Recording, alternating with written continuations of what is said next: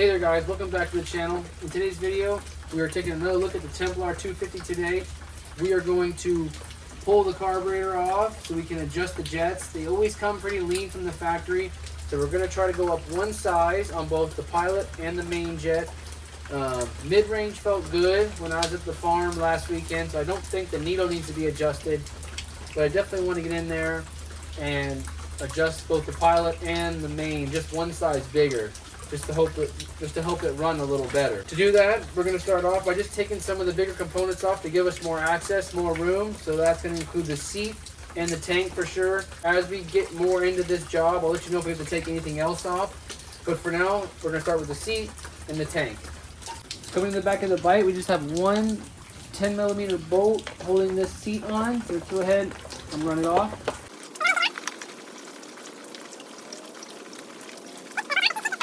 Let's take our tank bolt off. It's just going to be one bolt. It's going to be a 5 on the metric set for Allen keys. Let's go ahead and take this off. Before we can take the tank all the way off, we're going to have two 8mm bolts, one on this side, one on the other side. We're going to take those off. These are for your brackets.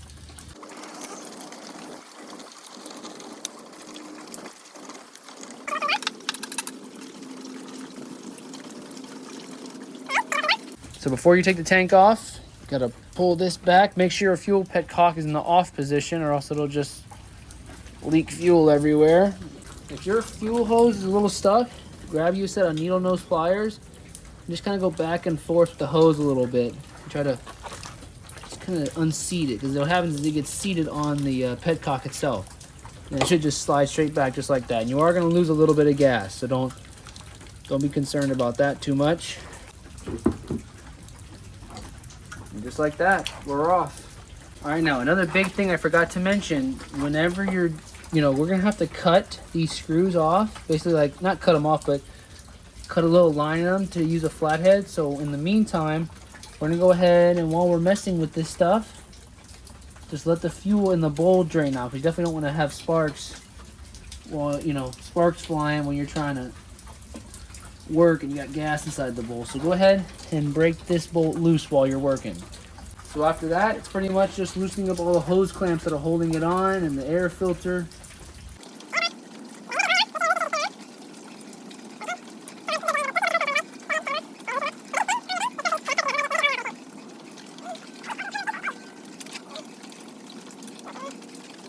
So with our hose clamps loose and everything, you can go ahead and take your throttle cap off. This is just a threaded cap. So lefty loosey, righty tighty. It's hard to get a good angle, but when you take your tank and stuff off, you'll see what I'm talking about. This cap here. So this cap that goes into your carburetor, that comes off. And then you're also going to have your enrichment circuit here, your enrichment valve. So the size for that enrichment valve thing is a 14. It is threaded into the carburetor. So again, you just get your 14. You're not going to have a lot of room to turn it. But really, you just break it loose, and then might be able to get your fingers in here maybe to turn it.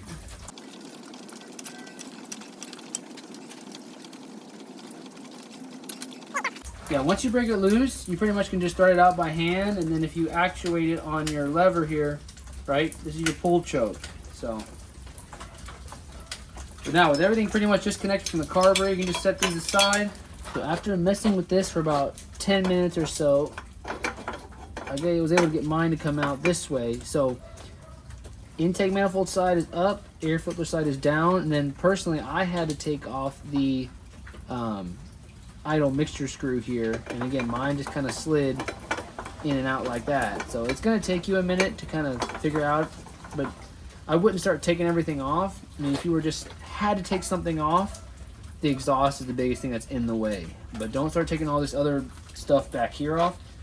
Just exhaust if you really need to, but I was able to get mine off without having to take the exhaust off. With our carburetor off the bike, we need to cut lines in these, basically they're rivets.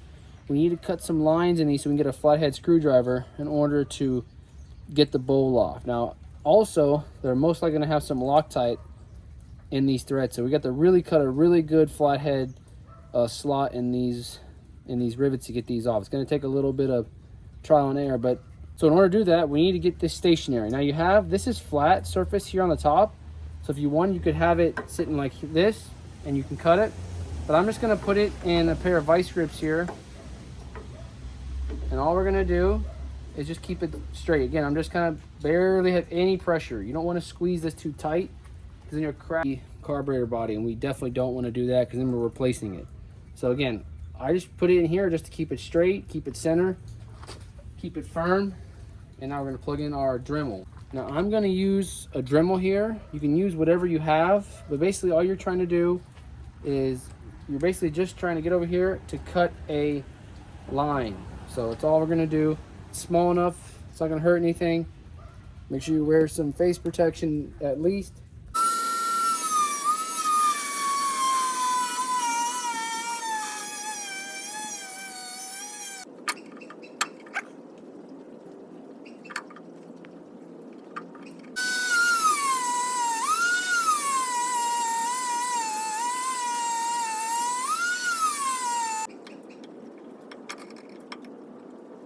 So ran upstairs real quick, got our new screws for the bowl. They're just Phillips head with a locking washer on it, so that'll be nice. As well as a jet set here for this carburetor. And I'll have a link in the description if you want to get this same jet kit. But we're gonna go ahead, before we start messing with jet kits though, and all this stuff, I wanna see what sizes we have in the carburetor first.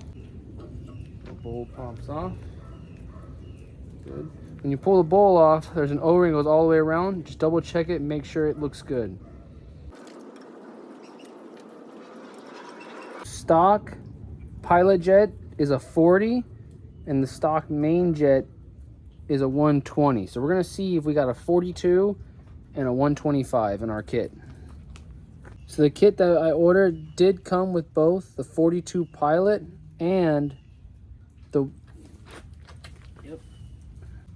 125 main jet. So we're gonna go ahead and put these in now.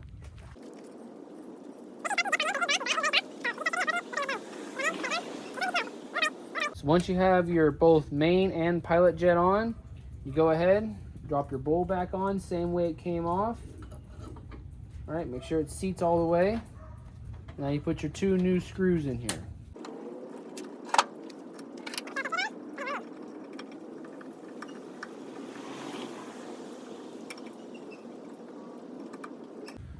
I almost forgot, one last thing that we need to do while the carburetor's off the bike is drill out our air idle mixture screw here. So you got your drill, get an appropriate size bit here.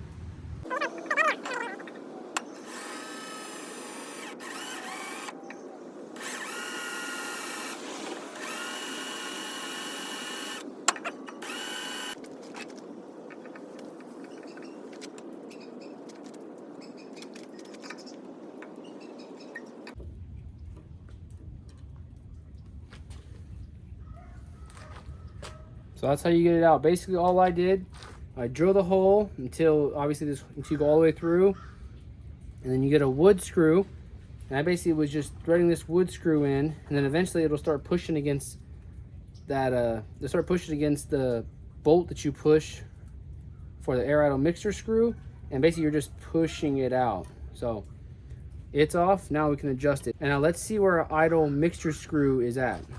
So basically to tell where your idle mixture screw is you thread it, you count how many threads it takes until it seats all the way at the bottom. So right now, we're gonna put this in here. We're gonna go half. That's it. It was barely cracked open. So basically how this works is if this is on your air box, air filter side, if this screw is on this side of the carburetor, it's an air screw. So it was only a half a turn out, which means it was actually a really rich idle. If your adjustment was here, like on the engine side of it, it would be a fuel screw. So you'd be adjusting how much fuel is getting entered in, but this is an air screw. So they had this thing at not even a half a turn out, which means either the idle jet was just so small or they had the idle real rich, because yeah, it's interesting because I would have thought that would have been about 4 turns out, which would have meant that would have made it real lean. It came out like this, so it should go back in this way. So we're just gonna go ahead and feed these hoses in here.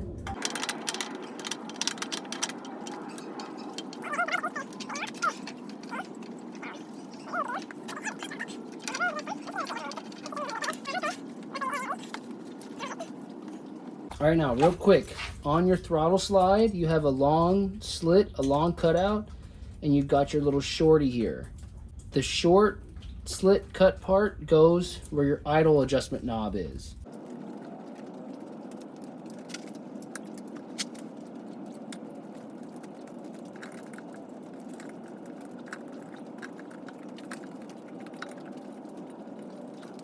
Make sure after you get everything tightened back up, make sure the routing is the same. All right, twist the throttle, make sure your enrichment, all that stuff, make sure all that stuff works as it should. Now, one last thing to note, put your enrichment, thread in your enrichment circuit thing first before your throttle. Once you put this throttle cap on, it is a little bit wider, so it's hard to get your fingers in there. So I would do the enrichment first, then the throttle. And now, since the carburetor is back on and it's mounted, everything looks good, basically just doing everything else in reverse. So last is just the big pieces. So you have your tank and your seat.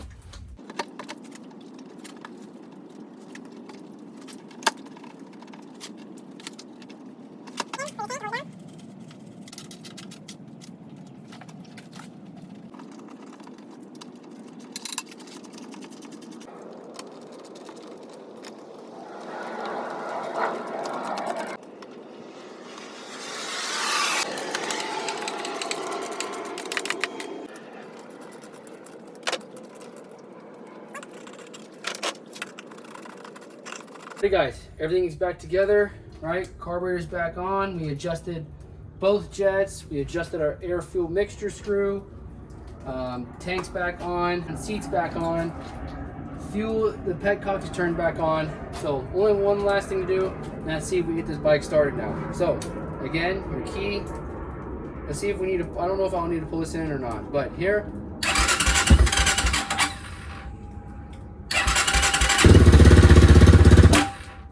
We probably are going to need a little bit of the enrichment valve. So again, right.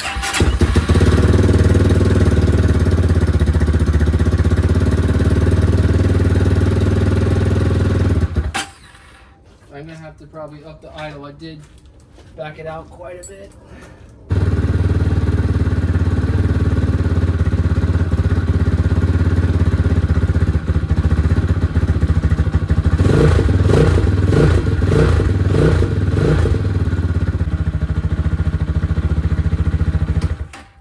Alrighty, well, that's pretty much going to conclude the video for today. Bike fired right up.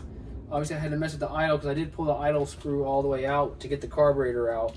But other than that, put it back in. Idle's fine. Revs just fine. That was an ice cold start, and it just needed a little bit of the enrichment valve, probably for about 30 seconds, and then it ran all on its own. So that was really nice. A few things I want to mention. If you're going to try to do this on your own, you will need, in my opinion, some specialty tools, right? You're going to need a Dremel. You have to cut slots in the carburetor just so you can get it out. Mine were really junky. I didn't do a very good job, but I was still able to get it out.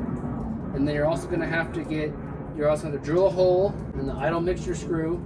It's a plate there. Just drill a hole, and then you're going to have to get like a wood nail where you get a Phillips head screwdriver on it and just turn it. And basically you just push that insert right out, that plug. Everything else went pretty smoothly. The only big thing that I hate about some of these bikes is that it doesn't come with spare jets. Right, and obviously they do that because they don't want you in the carburetor in the first place. But it doesn't take that much skill to get into these carburetors. So I wish they would just include a couple of jets anyway, or even just stop blocking it off altogether. You know, I don't know if that's emissions. They have to do that in order to sell the bikes here in the U.S. I don't know, but thankfully it's not that hard to get apart, swap it out. And the big reason why I want to modify this carburetor is it looks so similar to the Nibby carburetor that really it's basically the same thing. And in my opinion, the 28 millimeter is going to be a little bit crispier, a little bit snappier than the 30 millimeter is. But both carburetors are good. You obviously can't go wrong with either one. But I decided, you know, let's say you're tight on money and you want to reuse the same carburetor. It's very cheap. I mean, you just get a little Dremel, or you know someone's got a Dremel, cut some slots, flathead screwdriver, you know, you got a nail at your house, you can put a nail in there. So all this stuff is pretty easy. If you have any questions, please let me know down below. I'd be glad to help you out. Our next video, we're going to be diving into the suspension here. We're going to be changing the fork oil and also adding some preload to the front fork, so they are super, super soft. So we're going to go ahead, I'm going to show you that that's going to be our next video that comes out. Today is Thursday. I'm probably going to work on that on Sunday, post the video on Monday. So Monday or Tuesday, be on the lookout for that video if you want to make your suspension and your front end feel quite a bit stiffer. That's going to conclude today's video. If you like what you saw here, please consider subscribing, hitting the like button, and I'll catch you next video. Thank you.